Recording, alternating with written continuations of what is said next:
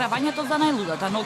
Неколку часа пред очекот на новата 2019 година, кафулињата во Скопје се полнат, а музика ече од секој агол.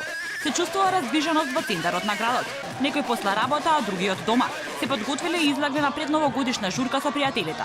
Дневните забави и годинава се популарни меѓу скопјани. Забавата започна во предпладневните часови, каде скопјани со желби за успешна година, со музика ја испраќаат старата. Во моментов денските журки се поактуелни, зашто забавите се многу поинтересни него ли оние вечерни. Обично луѓето денските журки ги прават и навечер си поминуваат со пријатели. Така да мислам дека го следиме трендот.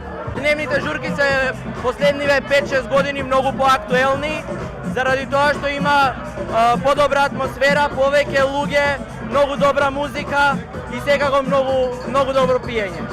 И дневните и вечерните, многу се јаки. Болje се проводи, лепше преку. И угостителите го делат мислењето на граѓаните. Дело дека се почесто за полат кафулињата преку ден, додека за вечерниот чин на дочекување на новата година нема толку заинтересираност како порано. Денските журки стануваат се поактуелни журки како тренд, што не значи дека вечерните журки престануваат да функционираат. Меѓутоа, секоја година се повеќе и повеќе излезеноста е за денските журки. Еве конкретно ние денес имаме бенд, имаме и диџеј за денската журка. Исто така го имаме и за вечерта, за испраќање на старата година, дочекување на новата година. Меѓутоа можам да забележам дека за дента посетеноста е поголема. Во пријатна и весела атмосфера, граѓаните во добро друштво фаќаат залезот очекот на новата година. Дел од нив ќе останат дома во кругот на семејството, други пак новата година ќе дочекале со најблиските.